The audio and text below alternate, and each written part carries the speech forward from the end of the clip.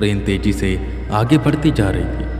अब तक अंधेरा थोड़ा छट सा गया था और सुबह की भोर हो गई थी। चिड़िया चहचहा रही थी और सूरज अपनी किरणें जमीन पर बिखेरता हुआ आ रहा था। ट्रेन दिलदार नगर स्टेशन पर रुकती है। सवारियां उतरती हैं और कुछ चढ़ती है। सुबह का समय, सब लोग टॉयलेट की ओर जा रहे थे, पर एक टॉयलेट काफी देर से बंद था। एक शख्स बाहर खड़ा बार बार उसे नॉक कर रहा था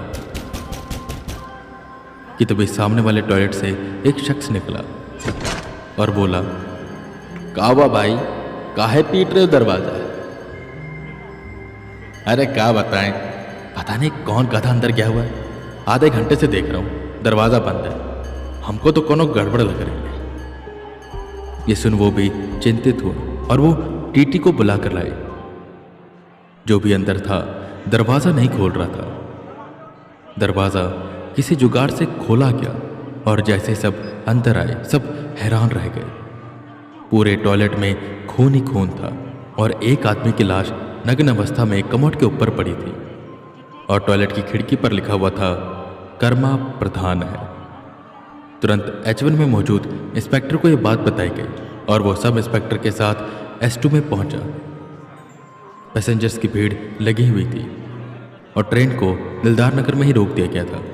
स्टूडेंट्स बार बार प्रोटेस्ट कर रहे थे।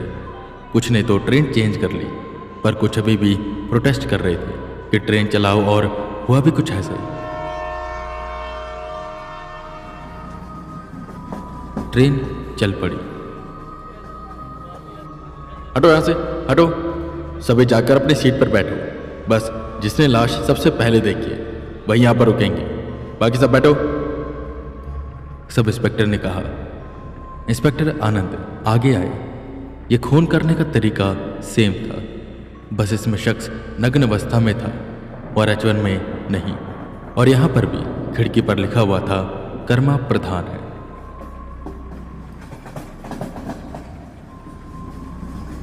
देख रहे हो, पैटर्न सेम है। जरूर ये उसी लड़की का काम होगा। अभी भी वो ट्रेन में है। एक काम करो, अगला स्टेशन काशी है, वहां के थाने में कॉल करो और कहो कि अर्जेंट हमें एक मदद चाहिए, और स्केच आर्टिस्ट भी। उस टीटी से उस लड़की का स्केच बनवाओ और इस पूरी ट्रेन में उसे ढूंढो। इंस्पेक्टर जल्दी में था, पर सब इंस्पेक्टर कुछ सोच रहा था। क्या हुआ, क्या सोच रहे हो? जल्दी करो। जिस पर वो बोला, सर, इनका कहना है ये दरवाज़ा अंदर से बंद था। किसी जुगाड़ से इन्होंने दरवाज़ा खोला, और अगर ये दरवाज़ा अंदर से बंद था तो लड़की बाहर कैसे गई? और अगर वो बाहर आई थी तो उसने अंदर से दरवाज़ा कैसे बंद किया? ये सुन आनंद भी रुका और सोचने लगा। हाँ यार, ये तो मैंने सोचा ही नहीं। लड़की इस टॉयलेट से बाहर कैसे गई होगी? जिस चीज़ का शक था, शायद ये वही है। शायद ये उसी का काम है जिसने उड़ीसा में वो मर्डर किया और हेमंत को जिसने मारा। The queen of witches. मन ही मन आनंद ने सोचा और सब इंस्पेक्टर को साइड में लेकर गया। सुनो, ये वही केस लग रहा है, वही उड़ीसा वाला। स्केच आर्टिस्ट को बुलवाओ, स्केच बनवाओ। देखो क्या वो प्रिया है? अगर हाँ तो तुरंत कमिश्नर साहब को कॉल करके सारी डिटेल दे दो, ताकि वो आगे की कार्रवाई दूसरे हिसाब से देखें और हमें गाइड करें कि हमें क्या करना चाहिए। सुनो, ढिंढोरा मत पीटना, किसी को ऐसा पता नहीं चलना चाहिए।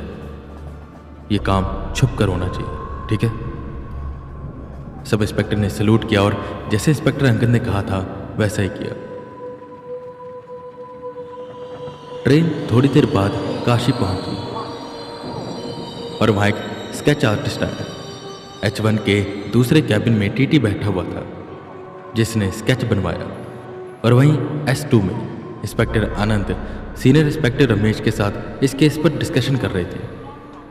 काशी से सिर्फ स्केच आर्टिस्ट नहीं बल्कि पुलिस भी आई थी, क्योंकि ये केस अब और भी ज़्यादा सीरियस होता जा रहा था। लोगों की जान खतरे में थी, पर ये कौन था जिसे उसने मारा था?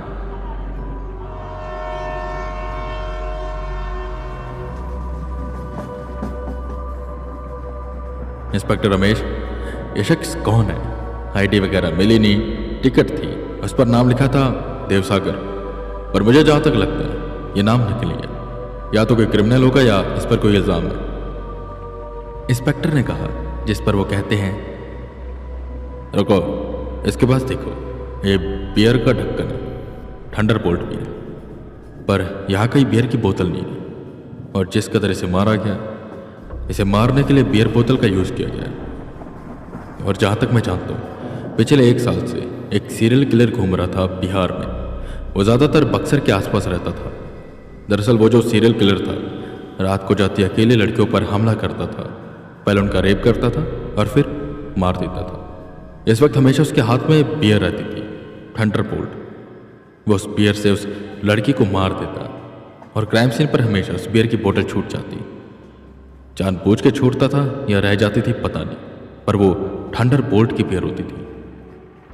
मुझे लगता है शायद ये वही किलर था, और जिसने भी इसे मारा वो ये जानता था कि ये वही सीरियल किलर है, इसलिए उसने ये निशानी छोड़ी ताकि हमें पता चल सके कि ये कौन है।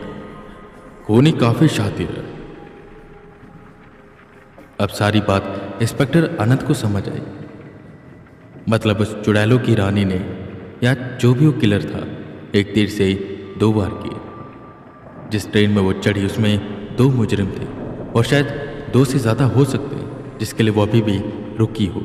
कुछ भी हो सकता है। पुलिस वालों को जल्द से जल्द उसे पकड़ना होगा। वहीं दूसरी तरफ ट्रेन तेजी से आगे बढ़ती जा रही थी। पहले ट्रेन काफ़ी लेट हो चुकी थी। जिनका एग्ज़ाम सुबह की शिफ्ट में था वो तो उतर कर, बस कर या दूसरी ट्रेन पकड़कर चले गए, पर जिनका दूसरी शिफ्ट में था वो अभी भी उसी ट्रेन में थे। आधी भीड़ बनारस में आते आते कम हो गई।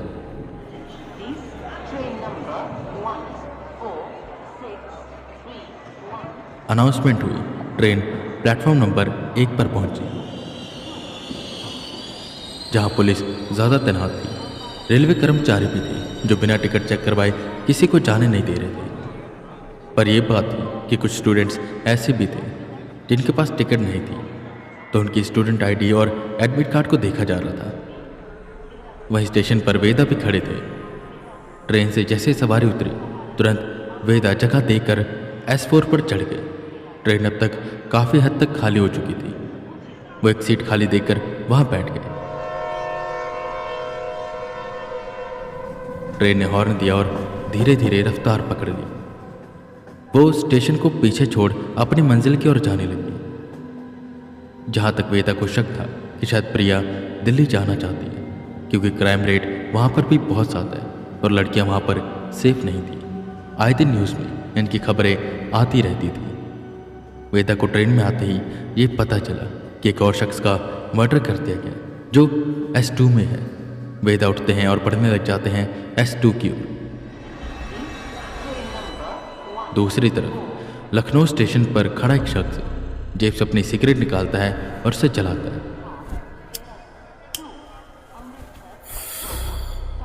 एक कश लेकर उसने चार्ट देखा तो ट्रेन 3 घंटे लेट थी।